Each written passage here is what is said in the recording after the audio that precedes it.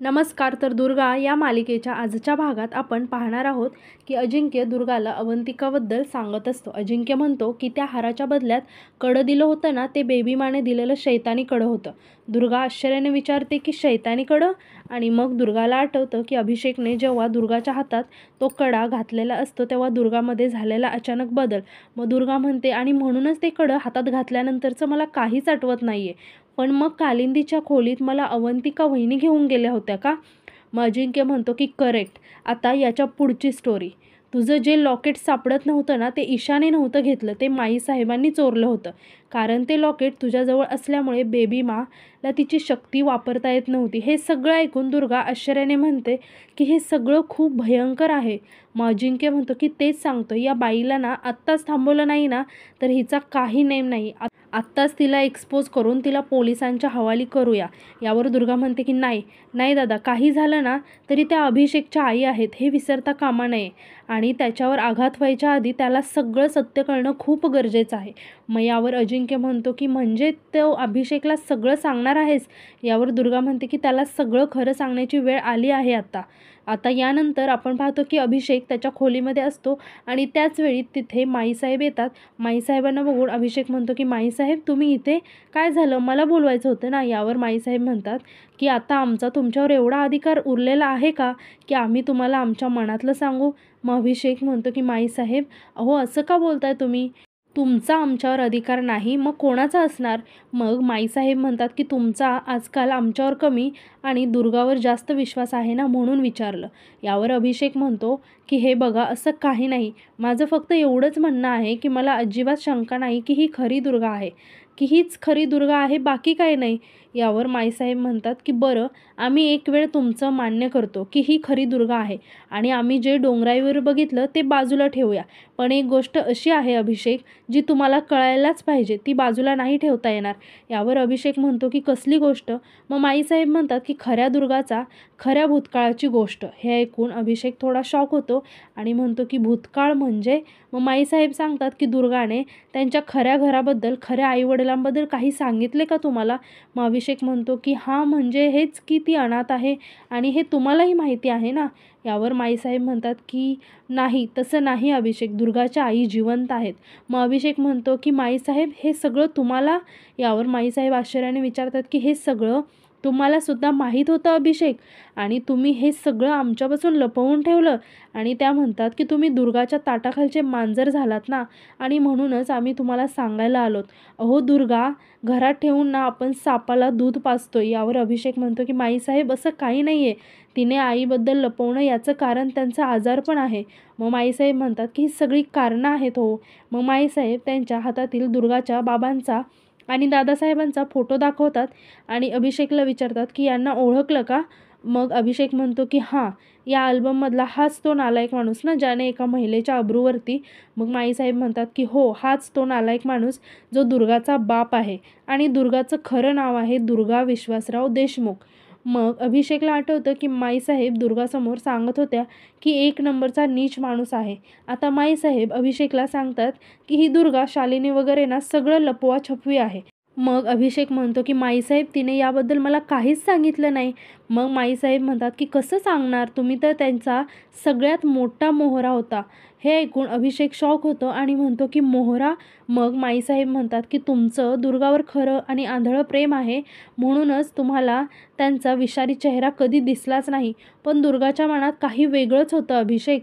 त्यांच्या बापाने आपल्या पक्षाची नाचक्की केली आणि लोकांनी शेण घातलं त्यांच्या तोंडात आणि म्हणून विश्वासरावांनी जीव दिला. पण दुर्गाला वाटतं की हे सगळं तुमच्या दादासाहेबांनी केलं. आता यानंतर आपण पाहतो की माईसाहेब आणि जग्गू बोलत असतात. माईसाहेब जग्गूला म्हणतात की दुर्गा आणि अभिषेकच्या नात्यात ठिणगी पडली बरं का जग्गू. आम्ही अभिषेकला दुर्गाच्या बापाबद्दल सगळं सांगून टाकलं. असं विष पेरलंय ना अभिषेकच्या मनात की आता खटका तर उडणारच. मग जग्गू म्हणतो की पण त्या दुर्गाच्या बापाविषयी कळल्यानंतर अभिषेकचा पटकन विश्वास बसला का? का त्या पोरीने स्वतःची ओळख लपवली होती म्हणून? मग माईसाहेब म्हणतात अरे, विश्वास तर बसणारच ना. आम्ही सांगतानाच अशा आवेशात सांगितलं की त्या पोरीचं तुमच्यावरचं प्रेम बिम काही नाही, त्या फक्त सूड घ्यायला आल्यात, मोहिते यांच्या घरात शिरल्यात आणि खुश होऊन म्हणतात की मग काय, ही अशी वात पेटवल्यावर बॉम्ब तर उडणारच ना. मग जग्गू खुश होऊन म्हणतो की खूप गोड बातमी दिलीस बघ तायडे. आता बघ तो अभिषेकच त्या पोरीला घराबाहेर काढेल, मग आपला मार्ग मोकळा. त्याचवेळी तिथे अजिंक्य येतो आणि म्हणतो की असं काहीही होणार नाही. अजिंक्यला बघून माईसाहेब आणि जग्गू अजिंक्यकडे बघून थोडंसं शॉक होतात आणि त्याच्याकडे बघायला लागतात. आता अजिंक्य माईसाहेब आणि जग्गूजवळ येऊन म्हणतो की तुम्ही दोघे असेपर्यंत ना तुम्ही दुर्गा आणि अभिषेकला शांतपणे जगू देणार नाही, पण मी असेपर्यंत तुमचा एकच सुद्धा प्लॅन सक्सेसफुल होऊ देणार नाही. आता यावर माईसाहेब म्हणतात की अजिंक्य, तुम्ही आमच्या वाटेला नाही गेलात ना तर बरं होईल.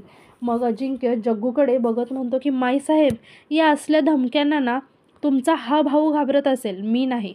मी दुर्गाला आधीच सांगितलं होतं की माईसाहेब मोहिते दिसतात तितक्या सरळ आणि साध्या नाहीत, तुला सुखाने जगू द्यायच्या नाहीत त्या. आता जग्गू अजिंक्यला म्हणतोय, अरे बाबा काय बोलतोय तू, आणि तुला काय एवढा त्या पोरीचा पुळका आलाय रे, आणि तुला माहिती तरी आहे का ती पोरगी या घरात कशासाठी आली आहे. आपलं घर फोडायला आली आहे ती, दादासाहेबांना ठार करायला आली आहे ती, आणि तू आमची बाजू घ्यायची सोडून तिचीच बाजू गोंजरात बसलायस होय.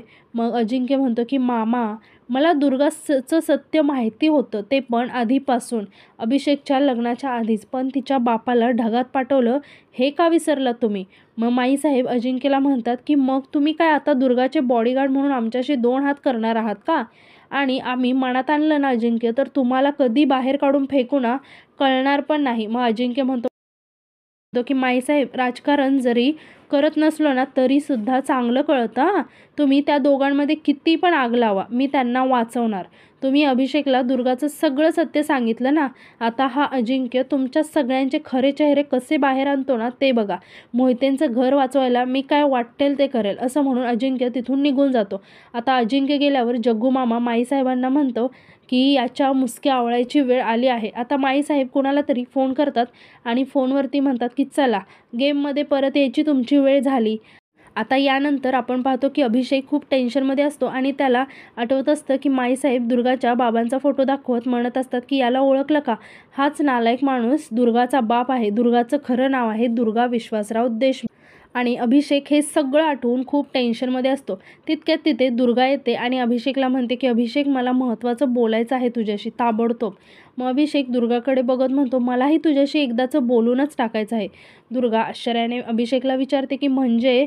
मग दुर्गा म्हणते की मी जे सांगते, माईसाहेब जे वागल्या ना, यावर अभिषेक दुर्गाला थांबवत म्हणतो की माईसाहेब बरोबरच वागले आहेत, चुकीचं तू वागले आहेस, तू खोटं वागलेस. आणि अभिषेक माईसाहेबांनी दिलेला दादासाहेब आणि दुर्गाच्या वडिलांचा फोटो दाखवत दुर्गाला म्हणतो की ओळख कोण आहे ग हा. यावर दुर्गा म्हणते की असं का विचारतोयस. अभिषेक दुर्गाला म्हणतो की बोल ना, या माणसाशी तुझा काही संबंध आहे का. अभिषेक दुर्गाला म्हणतो की हा नीच नराधम, एका बाईची अब्रू लुटणारा तुझा कोण आहे. दुर्गा चिडून अभिषेकवर ओरडत म्हणते की अभिषेक खबरदार, अजून एक अक्षर जरी बोललास ना त्यांच्याबद्दल. मग अभिषेक म्हणतो की का, इतकं वाईट का वाटतंय तुला, सांग ना, हा कोण लागतो तुझा, दे ना उत्तर. हाडाची पत्रकार म्हणवतेस ना स्वतःला, याच्याबद्दल ऐकलं तेव्हा रक्त खवळलं नाही तुझं, लाज नाही वाटली याची. यावर दुर्गा म्हणते की तुला जर खरं काही माहीत नसेल ना तर उगाच खोटे आरोप करत जाऊ नकोस, तुला काही अधिकार नाही. यावर अभिषेक म्हणतो की का नाही अधिकार, तू लपवतेस का माझ्यापासून, या माणसाचा आणि तुझा काय संबंध नाही आहे का. मग दुर्गा म्हणते की आहे, खूप मोठा संबंध आहे, माझी ओळख, माझा अभिमान आहे. विश्वासराव देशमुख वडील आहेत ते माझे, मी दुर्गा विश्वासराव देशमुख आहे. आता यानंतर आपण पाहतो की अजिंक्यला कोणाचा तरी फोन येतो. अजिंक्य रागाने म्हणतो की काय आहे, कशाला फोन केलास. तो फोन दमयंतीचा असतो. दमयंती म्हणते की काय झालं, आता माझा आवाज पण नकोसा झाला आहे का. काय अजिंक्यराव, एवढा दसरा झाला, दिवाळी झाली, पण तुमच्याकडून ना सोनं आलं ना फराळ, साधा मेसेज पण नाही केला तुम्ही, घरचा पाडवा जास्त आवडायला लागलाय का काय. मग अजिंक्य म्हणतो की ना मला तिच्यात इंटरेस्ट आहे ना तुझ्या, ठेव फोन आता. मग दमयंती म्हणते अहो एवढा राग बरा नाही, म्हणा तुमची काही चूक नाही, आता जिच्यावर एवढं प्रेम करता राग पण तिच्यावरच धरणार ना. मग अजिंक्य म्हणतो की प्रेम प्रेम सगळं संपलं, हे सगळं फोन करायचा नाही आहे मला आता. यावर दमयंती म्हणते की असं कसं, असा कसा संबंध संपला, तुमच्या बायकोकडून जे प्रेम मिळाले नाही ते इतकी वर्ष कोणी दिलं तुम्हाला, हे इतक्या लवकर विसरलात.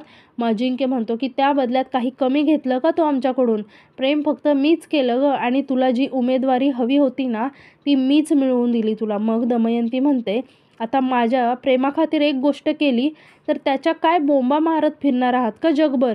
आणि प्रेम तर तुम्ही पण केलं होतं ना, मग आहे का हिंमत जगाला सांगायची? अहो जगाचं सोडा, घरी सांगायची तरी हिंमत आहे का? आता अजिंक्य दमयंतीवर चिडून म्हणतो की दमयंती फालतू बडबड बस झाली हा. आपल्यात जे काही होतं ना ते संपलंय सगळं. तू जग तुला जसं हवं तसं. परत मला फोन नको करूस. दमयंती अजिंक्यला म्हणते की हा आवाज ना माझ्यावरती चढवायचा नाही हा. आता फक्त वॉर्निंग देते, पुढची वाट खडतर आहे तुमची. जरा जपून पाऊल टाका अजिंक्य. मग अजिंक्य चिडून दमयंतीला म्हणतो की म्हणजे तू मला धमकी देतेस? मग दमयंती म्हणते की मी प्रेमाने सांगते आणि तुम्हाला वाटते धमकी. त्याच प्रेमाने सांगते तुम्हाला अजिंक्यराव, तुमचा राग जरा कंट्रोलमध्ये ठेवा. आणि आजकाल तुमच्या पंखांची फडफड जरा खूपच वाढली आहे. आणि मोहिते यांच्या घरात सध्या काय चाललंय ना हे मला चांगलंच माहिती आहे. आणि त्यात तुम्ही काय करणार आहात ते सुद्धा मला माहिती आहे. म्हणून म्हणते राग जरा कंट्रोलमध्ये ठेवा. मग अजिंक्य म्हणतो की तुला कसं काय माहिती ते काय चाललंय ते, आणि तुला कोणी सांगितलं? यावर दमयंती हसायला लागते आणि म्हणते की आता सगळी उत्तरं मीच द्यायची होय? तुम्ही जरा शांतपणे विचार करा आणि तुम्हीच शोधा. असं म्हणून दमयंती फोन ठेवते. आता यानंतर आपण पाहतो की अभिषेक दुर्गाला म्हणतो की शेवटी मी विचारल्यावरच तू सत्य, आणि हसत म्हणतो की छान दुर्गा, तुझ्यावर मनापासून प्रेम केलं, तुझ्यासाठी घरच्यांशी भांडलो मी आणि तू मला फसवलं. यावर दुर्गा म्हणते की नाही अभिषेक, गोष्टी वाटतायत तितक्या सोप्या नाहीत, पण मी आपल्या प्रेमाची शपथ घेऊन सांगते की मी तुला फसवलं नाही. अभिषेक दुर्गावर ओरडत म्हणतो की बस हा अजिबात खोटं नाही बोलायचं, आणि ही प्रेमाची खोटी शपथ वगैरे घेऊ नको, समजलं ना? आणि अभिषेक दुर्गाला म्हणतो की दुर्गा किती नीच आहेस ग तू. आणि दुर्गाच्या बाबांचा फोटो दाखवत म्हणतो की अगदी तुझ्या बापासारखी. दादासाहेबांचा सूड घेता यावा, या घरात प्रवेश करता यावा म्हणून माझा वापर केलास तू. खोटं नाटक केलंस प्रेमाचं. आणि दुर्गा तू कधीही माझ्यावर प्रेम केलं नाहीस. हे सगळं खूप ऐकून दुर्गा खूप रडायला लागते आणि म्हणते की अभिषेक, मी खरं सांगते, मला माहीत नव्हतं की तू दादासाहेबांचा मुलगा आहेस. आणि ज्या क्षणी मला कळलं ना त्या क्षणी मी तुझ्यापासून लांब राहण्याचा प्रयत्न केला आहे, पण मी नाही राहू शकत तुझ्याशिवाय. माझं खरं प्रेम आहे तुझ्यावर. यावर अभिषेक म्हणतो की खोटं, साफ खोटं, सगळं खोटं आहे. हे ऐकून दुर्गाला खूप वाईट वाटतं आणि ती खूप रडायला लागते. आणि आजचा भाग इथेच संपतो. धन्यवाद.